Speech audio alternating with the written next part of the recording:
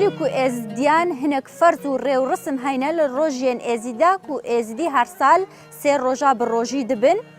جعالی کوملایتی جوه هنک دابونری تو ریو رسم هینه کو ازدی الحیا ماوان هر سه روژا دا وان دابونری تو ریو رسمان د پارێزن د ازید خانه دا ام بال بکشنه سر دابونری تو ریو رسمین کوملایتی لروژین ازیدا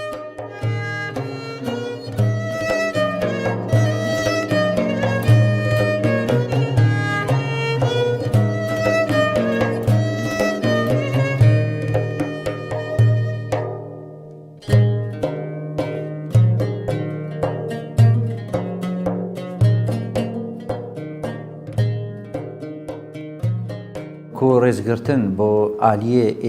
ئاینی کو ئەم بەحەز جێ ناکەین ئالیە جڤاکی داخۆ حازرکردن خۆ بەرهەفکردن بۆ ڕۆژیا تشتێکی گەلێکی گرنگە جەم هەموو ئێزیدیان کوبەری سێ ڕۆژین ئێزی القانونا ئێکێ بهێنەگرتن وەکو ئەم بێژین ڕۆژا عیدێ بەدگیرێ دێن کە ڕۆژا ئینێ لازمە بکەفتە مەها کانونا ئێکەیە حسابا شەرقی کوشچادەی کانونا میلادی دەست پێکەتن چی ڕۆژە ئینی کەفتە تێداش چاردێ حتا بیستەیە میلادی وێ ڕۆژێ عیدە و هەسێ ڕۆژێت بەری هینگیژی ڕۆژینە خەڵکی ئێزیدیژی بۆ ئەوان ڕۆژیا وەکو هەموو مەلەتێدی خۆ حازرت کات خۆ بەرهەوت کات بۆ هەندێ دابکارتن ئەوان هەر سێ ڕۆژیا بگرتن ئێزیدیاتی وەک کەلتور و فەلسەفە و جڤاک ئێکەش کەڤنارترین کەلتورên devera Mezopotamiya iş qonağê rojperestînê û hetanûka keltûrek û dabanûrî xwe heyên hetanûka jî berdewamiyê pê didin êkiş wan tiştên here serekî ê jiyana civakê êzdiyatiyê de ev tiştê girêdayî olî ve an felsefa olî ve şilayê olî ve çawa berê xwe dene civakî civak çawa pêkatiye tabii êkiş wan tiştên here serekî rojîne ku di mehêka her sal meha duwazda sê rojî têne girtin û li roja çariyê bite cejin bijnê cejna rojiyê êzî eger mirov bidit layê felsefî de berê xwe bidite rojî ramana wan çi ye an çi pêk hatiye an bû çî dibêjne rojî û ji ber çi têne girtin ev rojîne û bû çî bi tehdîd ev her sê rojin eger tu bêyî itilayê elmî jî ve berê xwe bideyê tu dê berê xwe dayê sê kurttirîn rojin salê de her dîsan ji navê xwe diyarin wextê tu dibêjî roj an rojî ji ber ku keltûrê êzidiyatî û ola êzidiyatî û felsefa êzidiyatî û civakê êzidiyatî jî hemû ji girêdaya projê ve û roj ji derê serekiya yê jiyana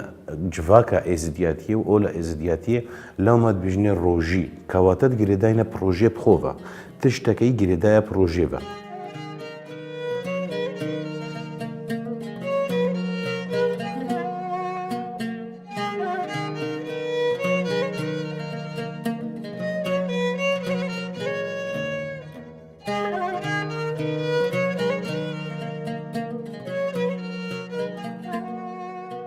ئەم هەر سێ ڕۆژێت خۆت گرین و خوار ناخۆ هەر سێ ڕۆژە چێتکاین و ئەمە خودێت چی کرا ڕۆژە ئەول پازێت خۆت کوژین ڕۆژاری ڕابینە ڕۆژێ بشەف و خوار ناخۆ چێتکەین هەر سێ ڕۆژە ما خودێکی کرا ڕسق بۆ فەقیرێکی بەلنگازێکی جینارێت خۆ گوندێت خۆ ئەمت بین ڕۆژە ئەول برنج و گۆشتێ وانتکەین مریشکا سۆرتکەین ڕۆژاریشک تڕشکێتکەین یادیشکە ماچی خودێ کرا نسیب چێتکەین ڕۆژادیشک شەفپاتیم بکەین بۆ هێرە بۆ خانیە مالێ زەلامێت گوندی تێن و هەموو تێن سێنیەکە چکلێتا و کولی چاو فێکەی و هەموو تشتی تینی نەهێرە قەحوێ چێتکان و ئێزی ناوەکش ناوێت خودەیە بێشتە سڵتان ئێزی پەشایە و هەزار و ئێک ناوت خۆدانە ناوێ مەزە هەر خوددایە ئەوە ڕۆژێت ئێزی دایمەن لێ هەیڤێ دەست پێتکەن هەیڤا دوازدە کانونا ئەو دوێ دەست پێت کرد دائما و هەر هەرمانەکە ئێزیدی لازم سەبڕێکی بکوژت بۆ خاترا سڵتان ئێزی بۆ ناوێ خودێ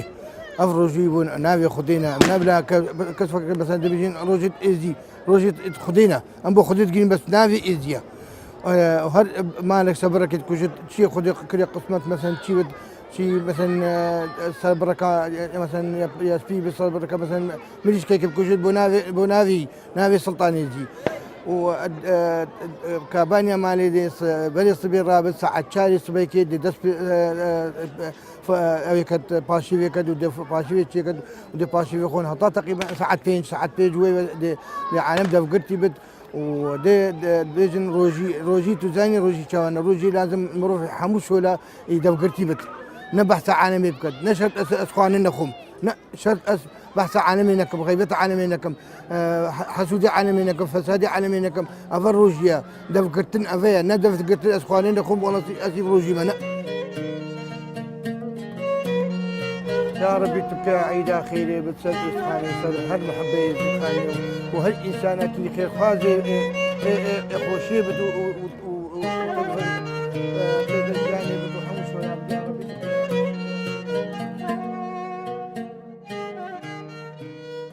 خدي إلو مواجهكري برنجة وقوشتا ومريشكي صور كرينا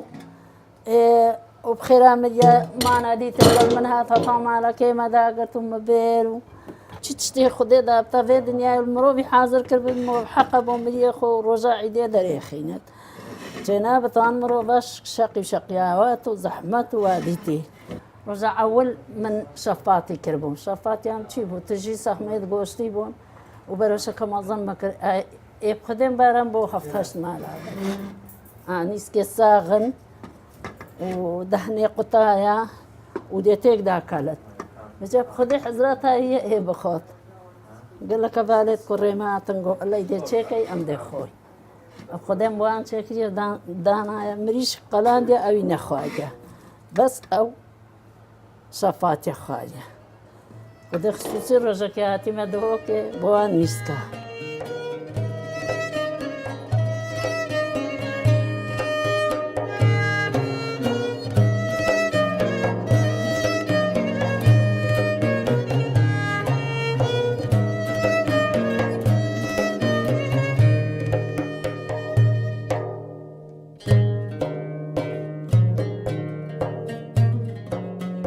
او زاد وقت حاضر که غازی اندام دیت خیزانه کتن کوبین او جی حاضر بن پیگوا دا پاشیوی بخون پاشیو جی وکوتی تا گوتن بری روش حالاتی لازمه ابدماهیک بیتن چکو روشی گرتن الجمع ازدیا یا گریدای پروژه ویا هرج دمي روش حالاتها وحتى روش آبائي الدمي روش آبائي جي دي بدا وقتي فطاري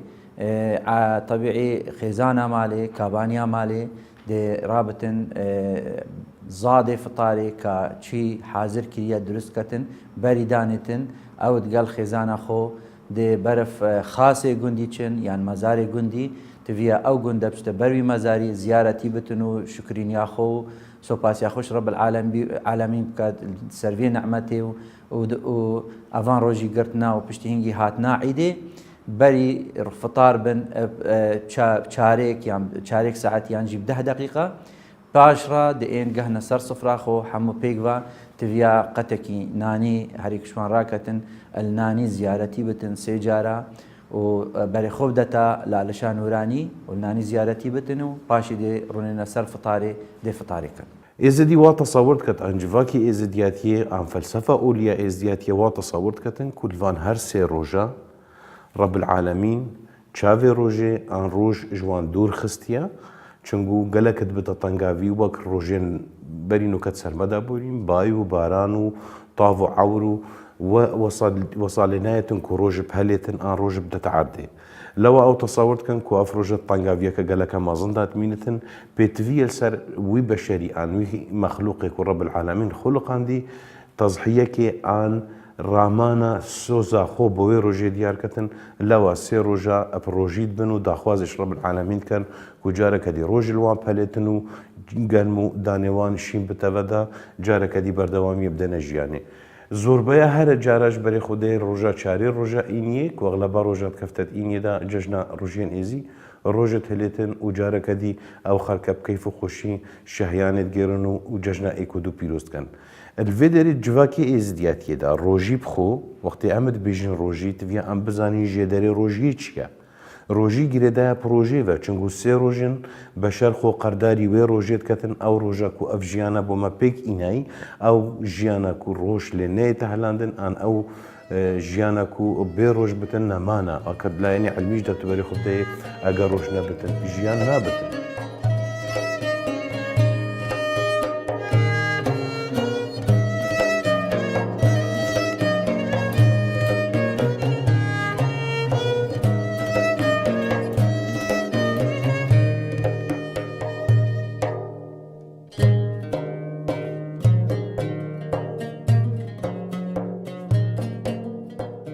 نهو حمو تشت حمد لله ويهي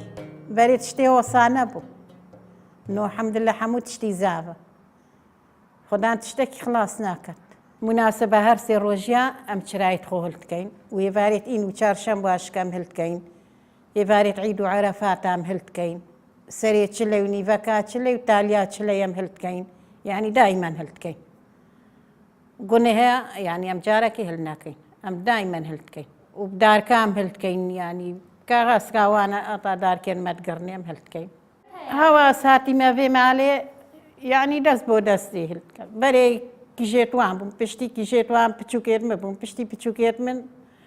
نو أسلت كم جارنا بو كام هلتكات كسيدينينا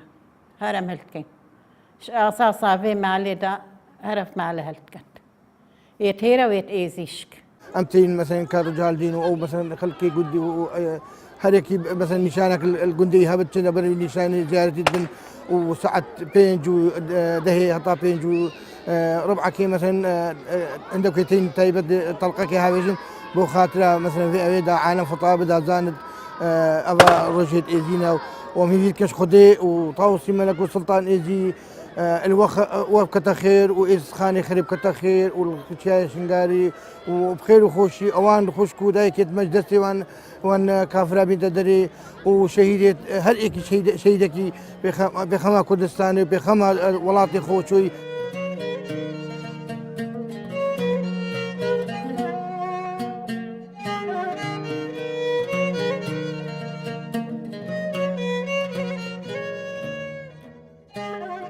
سروجنا هذه ساحة كبرنج بتوها كترشق بتوها كتشيبت سيخد اسم ربي بين دم رفوي تشكت وجارين بو هذا بو بلنغازا لتشكي وقتكي بلنغازي بو نوكين هو بو بس بجمعتا وقتكي بلنغازي بو أري سافار بو دان هيرب بو ميرها بو نيسك بو كشك بو كشام بو تشتي خدي داي أو هنجش تشيت كرن بس أم نقاشتنا بهندي أم قاشتنا مرحلة خوشية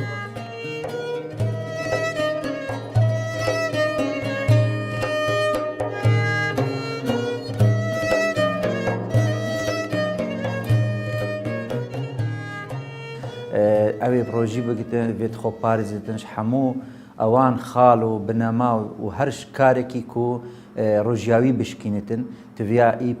وكو باريزك الجم هبتن كو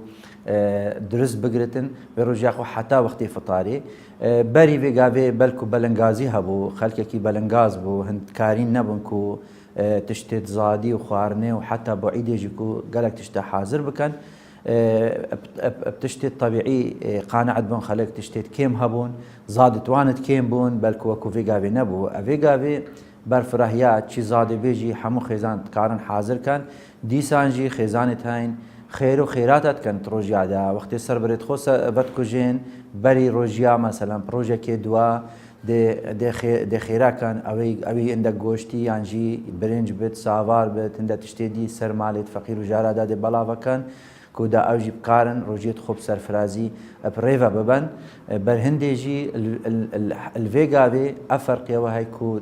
بردست بترا لما خلقت قارت باشترو وخوشتر روجيا بقرت لو ما ازدياتي دا جرينجيكا قالك مازن دانا فان هرسي روجيا بيجني جاجنا روجيان ايزي ان روجيت ايزي وقت تو بيجي ايزي بيشلوفا بكي ايزي تشيا ام بيجين ايزي وازداياتي يعني خالق ومخلوق ايزي نافكش نافت خدايا چونگو ما گوتیه و ام دائما جک اتقولوا بيت خدا بيجن سلطان ايزي بخو بادشايا هزارو ايك ناف خدايا ناف مازنجي هر خدايا يعني سلطان ايزي وقت يامد بيجن كرامانا خالق مازنا خدايا وقت يامد بيجن خدا لوما ام فان هر سي روجا خو برسيد كان خو تينيد كان داكو طاعته عبادته بو خالق مازم كان دا شافي روجي الوان بليتافا لواد بيجن روجيت ايزي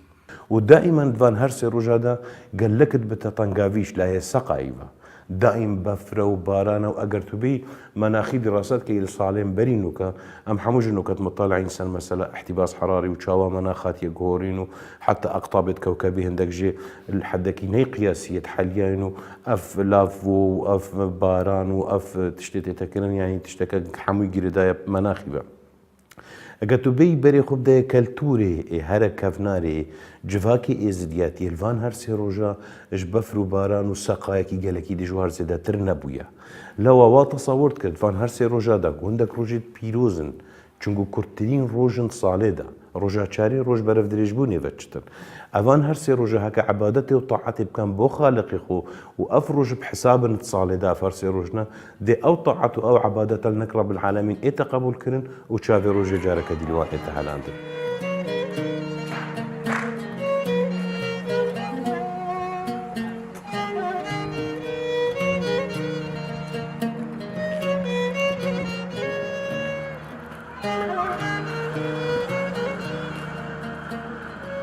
نواسنا المعلبن بوكا مهلتكت بوكنا المعلبن كوري مدهلكت هاش رجع عول هطا هيفارا إنيه هيفارا عيدي هيفارا رجع عول ويا رجع دوي ويا رجع سي كبتا هيفارا إنيه هر هلتكت هكانش رجع بشك هيفارة إنو چارشم بهلتكت هيفارة رجع هر سي هيفارا أم هلتكت هطا هيفارا عيدي خدمتين مثلا خاصة مثلا هيفارة مثلا هيفارة عيدي أما توزاني مرة هيفارتين بر نشأ مثلا قباء عيدي أو مديجين تنا جالتي بين كرجال دين وهيفارة عيدي دشين مثلا وكيبي بري نوكا جواتو أو نمينا كأسباب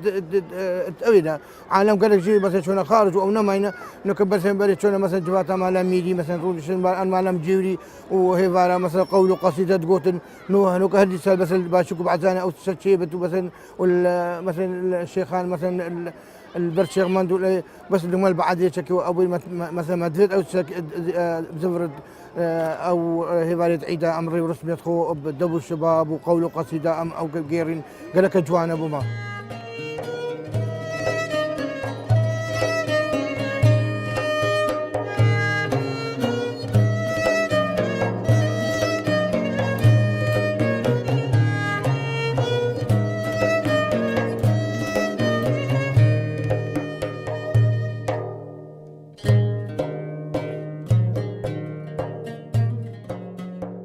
ازديان نبست روجادا خيرت هين ام چون بجنا زكاه الباع ازديان بجني خير خير ازديال الحمو وقت اتصالي وهي دوازدم هيت صالة دا ازدي خيرات كان هر ايكي خيرك بك سربرك بكتن يان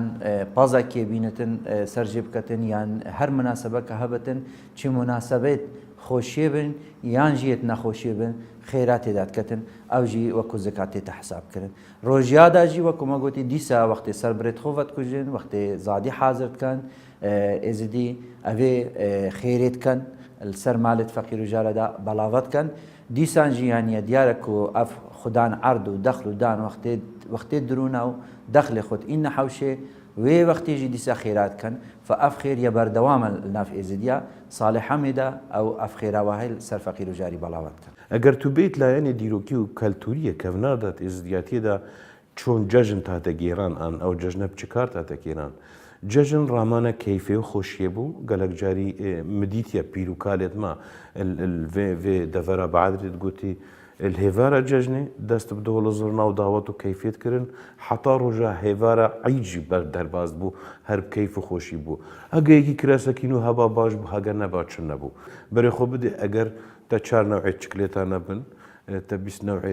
بقلاوة وكيكانا بتن اگر مجلساتنا ومجلس خاملي بتن اگر جلو برقي زارو كتنات نوبن اگر فلان صفرة كابانياتنا كامل بتن رنقة شعوري بكي ماسيكي بكي افر رامانا هندي نادت كوتوي جاجنك يتكري بالعكس افر رامانا هندي دتن كوتوي مزاختيك قال لك مظن ان فرزكي قال لك مظن سرخو سابيني جاجني او تشتشت نفيا هیچ قناغ كديروكي در ججنش تنخواستيا كنتو إنسانك تعديل المصرف خويا يا صالح خرب بكي ان قوتي خويا صالح حمويجي ابدا سير رجا وبشتي رجا سير ابدا رجا ججني وصالح خرب دست البنقويتا بتن كنتو إنسانك يفجائي معوز ومحتاج بي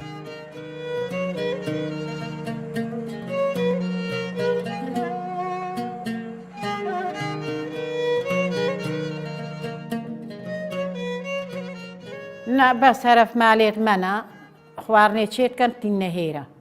شفباتيت كان سماتي تنهيرة وزلامير قندي حموتين تخون وهريكش مسين يكا شكليتا وكلي تشاو فيك وان تشتاش تمتجور روها تا رجا عيدي تشنا عيدانيا ايكودو رجا عول يا زلامة رجا ريجنك تشنا يا ايكودو تشنا يعني تيكلي وان بيت مروفي وان بيت جيناري وان بيت كيفاكي وان بيت تشنا عيدانيا ايكودو جنك تشن ام بيجن عيدا جنكايا يرو رجا بشتي عيدات بتا عيدا جنكايا يعني ام بيجن يا جنكايا هر عيدا نانا اجدي بروجي بموكيوان ودي شولي خوكم وخوارنا خوتشيكم وهذا وادي خدت تزاني أوف مشكلة سليمة هاتين مثلا هادنا داعش وسر إسخاني دا قلتي وسر شنغاي دا قلتي روي رسمي تخو مساكن عندنا أسبابك أمني بو ما نفيها مثلا مشاكل شيء خدينا كتك مثلا تشك شيء مثلا العلشي عن مثلا أواكي شنابت ديما كوما بشيء دين ما وإيصال مجلس روحاني جواتا يا مجلس روحاني بريار دا إنما أو غير رسمي ما بين جيران وكي مثلا عيدا جماعة هذا جيران تديت وعيدا تلي هافيني ديت هذا جيران وعيدا تلي زوصاني ديت جيران وشبرات وحمودين جيران تد غير رسمي بيت عيني إد في فقريدين دينا جيران البرزقة هلالش